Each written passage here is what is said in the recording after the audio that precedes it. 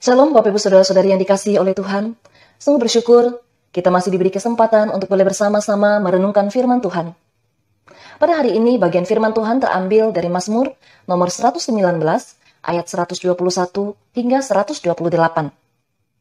Bapak Ibu Saudara-saudari yang dikasihi oleh Tuhan Yesus Kristus. Kita hidup di tengah dunia yang telah dicemari oleh dosa, di mana segala sesuatu yang Tuhan ciptakan dengan baik telah diporak-porandakan oleh dosa. Akibat dosa, manusia hidup dalam keserakahan, dalam ketamakan, dalam keangkuhan dan keegoisan.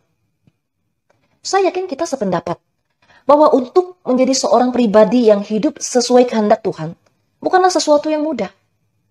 Karena di sekeliling kita ada orang-orang yang belum sungguh-sungguh bertobat dan tidak takut akan Tuhan. Sehingga bisa saja kita akan mendapatkan penolakan dan bahkan dimusuhi. Karena mereka terusik dengan cara hidup kita yang berbeda dengan mereka. Ini adalah salib yang harus dipikul oleh setiap pengikut Kristus, di mana kita akan ditolak dan dibenci oleh dunia.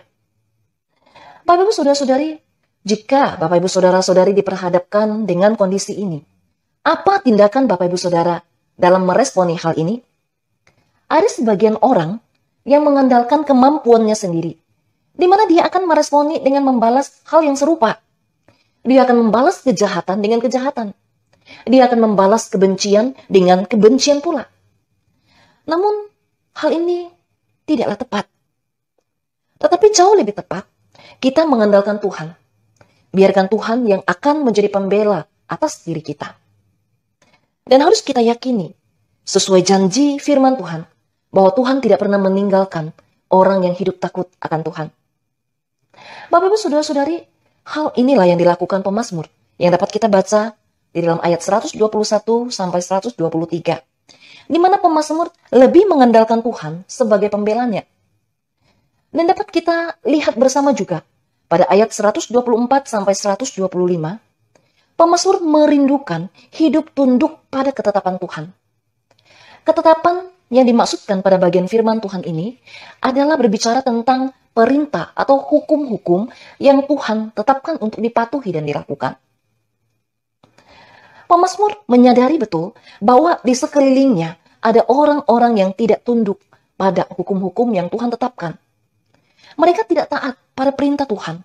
Perintah dan hukum yang Tuhan tetapkan mereka ubah berdasarkan kepentingan mereka sendiri. Firman Tuhan dipergunakan untuk menutupi tipu dusta yang mereka lakukan. Mereka berkedok di balik jubah kesalehan mereka. Bapak Ibu Saudara-saudari, dalam Alkitab tercatat bahwa orang-orang yang tidak takut akan Tuhan, mereka yang mempermainkan perintah Tuhan, pada akhirnya mereka akan binasa oleh murka Tuhan. Oleh karena itu, di dalam ayat 127 sampai 128, di sana pemazmur memberikan satu perbedaan antara dirinya dengan orang-orang yang tidak takut akan Tuhan. Di mana pemazmur lebih mencintai segala perintah dan hukum yang Tuhan tetapkan. Bapak Ibu Saudara-saudari, seperti yang telah saya sebutkan di awal renungan, bahwa kita hidup di dalam dunia yang telah tercemar oleh dosa, di mana keserakahan, ketamakan, keangkuhan, dan keegoisan, serta tawaran-tawaran dunia yang begitu menggiurkan ada di hadapan kita. Ada beberapa orang Kristen yang jatuh oleh karena tawaran dunia yang memberikan kepuasan jasmani. Dunia menawarkan, menjanjikan kekayaan dan harta dunia, serta tawaran kekuasaan yang sulit untuk ditolak. Bapak Saudara-saudari, jika kita tidak mencintai firman Tuhan, hukum-hukum yang Tuhan berikan, maka tidak menutup kemungkinan kita pun dapat menyimpang dari jalan kebenaran. Bahkan, ironisnya, kita mendapati tidak sedikit anak-anak Tuhan yang hidup dalam dusta dan ketidakjujuran.